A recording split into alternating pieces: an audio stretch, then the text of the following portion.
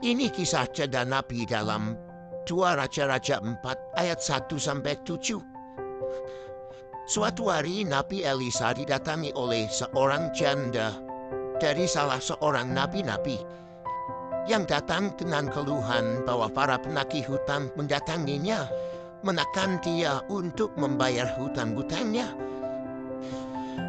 Sementara keadaan ekonominya tidak memungkinkan untuk membayar, maka tua anaknya terancam diambil penagih hutang untuk dijadikan budak. Janda ini mengaku kepada Elisa, "Hambamu ini takut akan Tuhan." Sepertinya sebuah ungkapan kekesalan. "Hambamu ini takut akan Tuhan, tapi kenapa Tuhan seolah membiarkan kami susah?" Lalu Nabi Elisa bertanya, "Apa yang dia miliki di rumah?" Dan si janda menjawab bahwa dia tidak memiliki apa-apa. Hanya tinggal sedikit minyak dalam sebuah puri-puri. Lalu Nabi Elisa menyuruh janda itu untuk meminjam atau meminta bejana-bejana atau apapun sebagai wadah minyak. Karena mujizat akan terjadi, bahwa minyak dalam puri-purinya yang tinggal sedikit itu jika dituang akan memenuhi seluruh bejana dan wadah yang ada. Kemudian segeralah janda dan kedua anaknya mengumpulkan banyak bejana dan wadah dari para tetangga. Dan setelah terkumpul banyak bejana dan wadah, mereka mulai menuangkan minyak dari puri-purinya yang tinggal sedikit ke setiap bejana atau wadah. Dan anehnya, minyak itu terus mengalir tanpa henti sampai bejana terakhir. Lalu Nabi Elisa menyuruh menjual semua minyak dan dari hasil penjualannya itu untuk membayar hutang. Dan selebihnya, uang itu adalah untuk biaya hidup selanjutnya. Kesimpulan dari kisah ini adalah bahwa satu, ada mujizat di mana minyak di dalam puri-puri sang janda mengalir tanpa henti sampai memenuhi bejana terakhir. Kesimpulan yang kedua, jumlah bejana yang terkumpul itu bergantung pada iman sang janda. Ada kemungkinan sebelumnya sang janda itu mempertimbangkan bersama dua anaknya. 100 bejana, itu terlalu banyak. Apa iya minyak sedikit itu akan bisa memenuhi 100 bejana?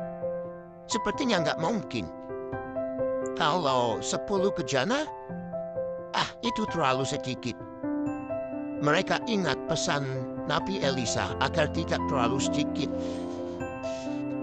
Ayatnya 50 bejana ya. Ayatnya 50 bejana aja. Ayatnya masih bisa. Nah, jika Anda di posisi sang janda, kira-kira berapa bejana yang Anda akan imani? Janji Allah kepada Abraham, Ishak, Yakub, dan umat Israel, serta kita Israel sejati, ahli waris Abraham adalah sama, bahwa Allah akan memberkati hidup kita.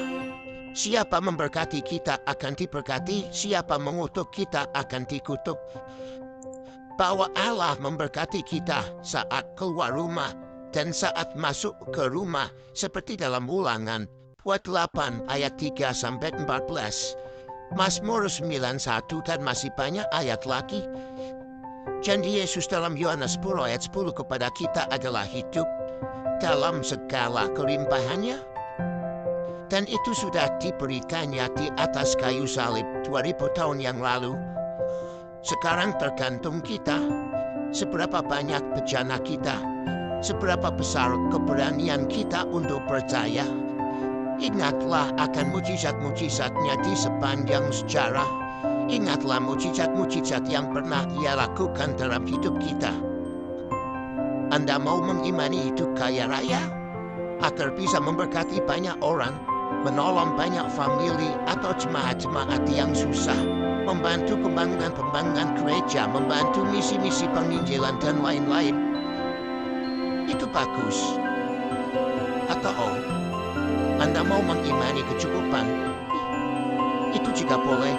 Atau Anda mau mengimani itu pas-pasan? Itu juga boleh. Asal jangan terlalu sedikit, kata Nabi Elisa. Jangan mengimani kemiskinan. Jika itu mengganggu pikiran Anda, ingatlah Filipi 4 ayat 19. Bahwa Allahku akan memenuhi segala keperluanmu menurut kekayaannya. Haleluya.